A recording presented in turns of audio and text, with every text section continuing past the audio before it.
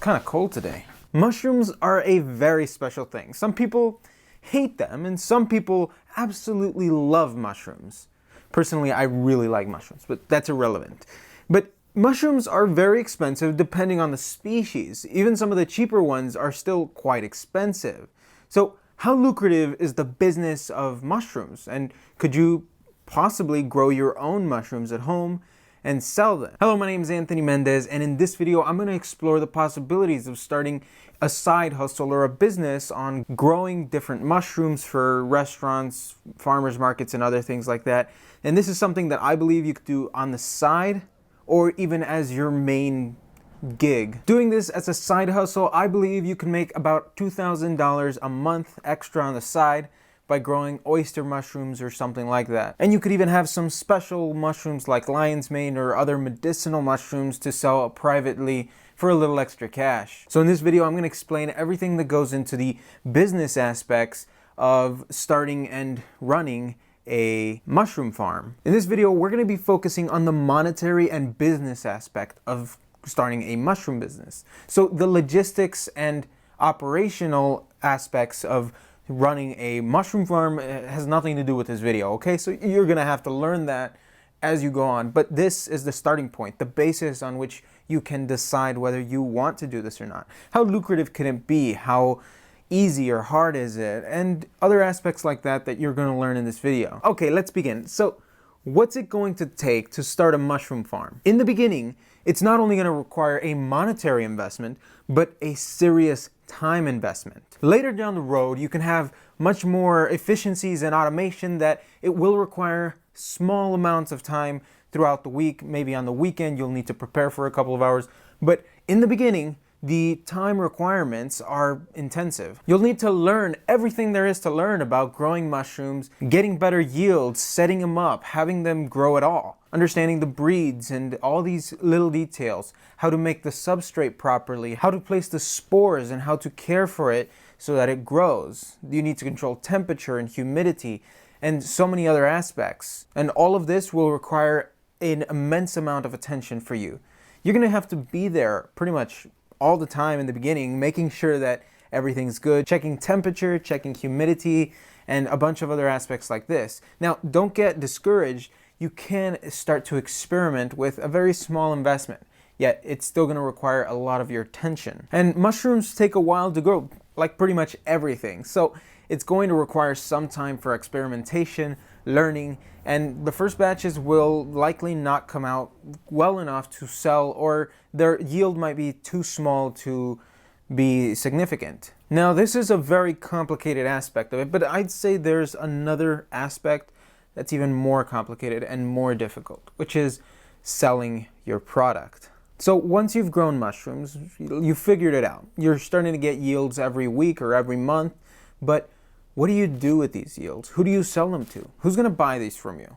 It's not as simple as just going somewhere and being like, I got some mushrooms, you want them? It's a bit more complicated because in order to sell these mushrooms, you're gonna have to find places who will carry them. And mushrooms are an expensive item. So they're not something that everybody wants or everybody will be able to even afford. But there is a glimmer of hope. There are many restaurants in certain areas that require a weekly supply of mushrooms, and some small local grocery stores as well as farmers market. And a farmers market, there's a lot of people that are not actually selling their own product, even though that's what the purpose of it is, and it's supposed to be like, oh, I grew these, I'm selling them.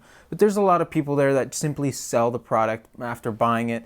And potentially you could sell to a lot of these farmers that are selling at a farmer's market. Now, this is no easy task, but once you've accomplished to do this and you have restaurants and grocery stores and farmers markets buying from you, this is a reoccurring purchase. This means that these people will require mushrooms weekly or at the very least monthly. So the thing here is that you will need to put in a lot of work to find these customers that will be buying from you continuously. But once you have them, all you have to do is focus on growing them and growing them well. After that, you have the sale locked down and you don't need to be looking for more clients. So this again contributes to the time-intensive aspect of starting a mushroom farm. However, after a while, the time requirements reduce by quite a bit. You won't need to spend as much time looking for clients, learning about the caring for the mushrooms or even caring for them.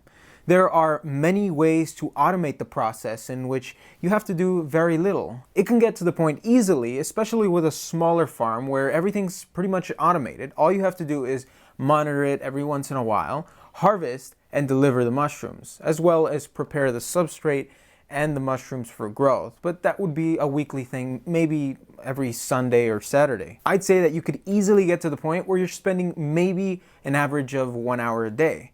And maybe it's not 1 hour every single day, but maybe 2 or 3 hours on the weekend and 40 minutes every weekday. But this is later down the road. This sounds pretty expensive. It doesn't need to be expensive. You can water it with just a spray can. And there are small tents for growth that are very cheap. There's some, I think, from Northern Tools for under $40. Now, this is not very big. It's going to be only useful for a couple of batches of mushrooms, but it's enough to begin with. In fact, I found a blog where someone explains how to make an automated mushroom farm with this exact tent.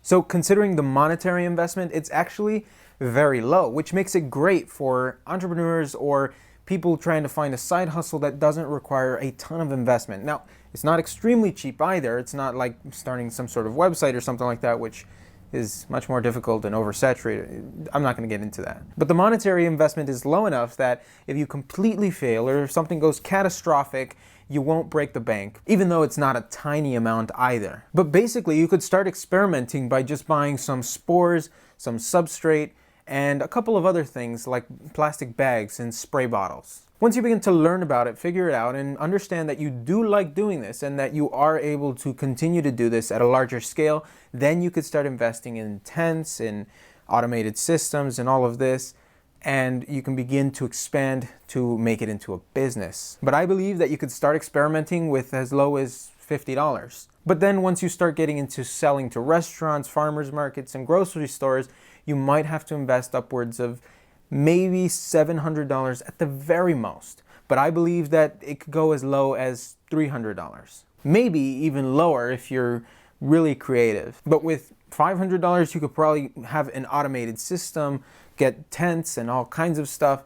It really does not require a huge investment as long as you don't go for the fancy stuff. So don't go out and buy all the really nice equipment on humidifying and dehumidifying and all kinds of crazy stuff. Just start simple, man. Don't go overboard. Don't go too cheap, you know. But I'll talk about that a little more later on. Okay, we've done all this work. We've set up our farm. We're growing mushrooms.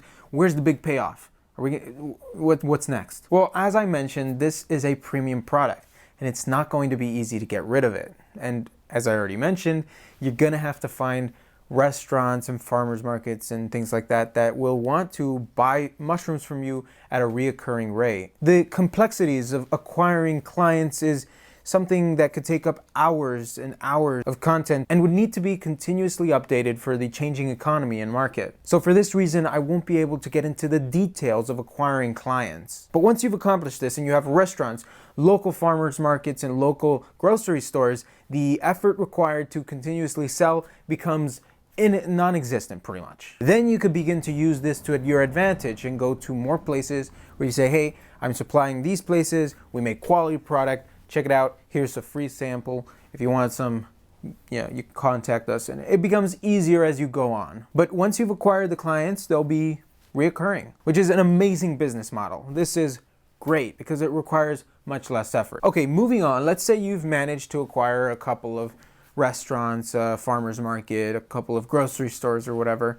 Now, how much are you going to make from this? Oyster mushrooms on wholesale per the pound are about $6 to $8, and retail are about $16. So typically in the beginning, you're going to be selling only wholesale. Later on, once your volume is high enough, perhaps you can hire employees or people to go sell for retail price and make a little extra money.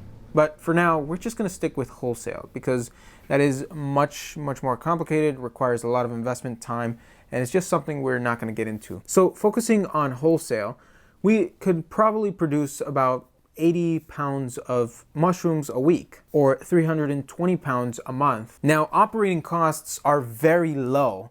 because all you need is the spores, which you can begin to harvest yourself from the mushrooms you're taking. So it could get to the point where you don't need to buy spores at all even. Also, substrate can be made very easily at home, or you could buy it and it's still pretty cheap. And after that, pretty much all that's left is the utility costs. So selling 320 pounds a month, you'd bring in about $2,250. The profits on this would likely be above $2,000 easily, unless you're like buying the fancy substrate, and easily under $200 for utility and materials you require for operating costs. So I believe that with this, you could start making $2,000 every month and side income. And I believe this can easily be done as a one-man job, as a side hustle. In the beginning, you're not going to be growing 80 pounds of mushrooms a week, but you can get to that in a relatively short period of time,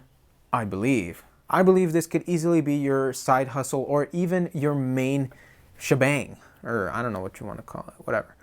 But eventually you could get to the point where you're not making 80 pounds, but you're making more like 300 or 400 pounds a week, and you're making $5,000, $6,000, $7,000 a month easily. But this is at a much larger scale that would require employees to care for them, deliver them, and all of that. But it's totally possible. There's a ton of people on YouTube sharing information like this on how they do their farm. More of the logistics side of it, less of the business side of it, but they're very interesting to watch. So if you're interested in this, there's a lot of videos you could start looking for of larger scale farms. Not too crazy, but you know, maybe a 3-person operation.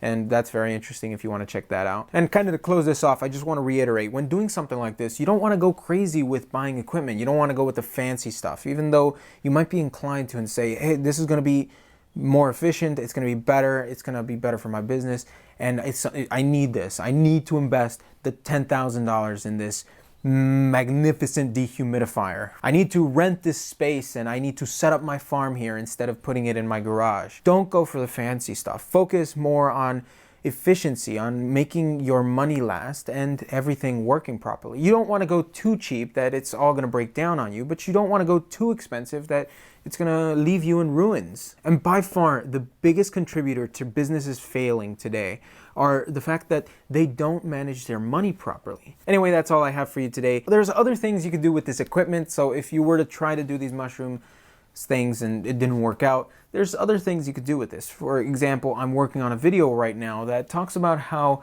growing food at home could potentially save you a lot of money on groceries. Now, it might seem a bit of a crazy idea, but it's quite interesting.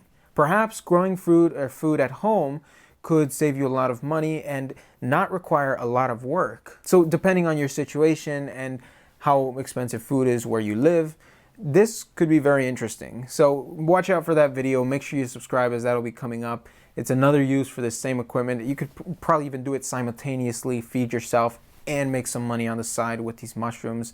So that's going to be interesting. If you're interested in business, finance, money, this is the channel for you. All right, so subscribe and I'll see you guys next time.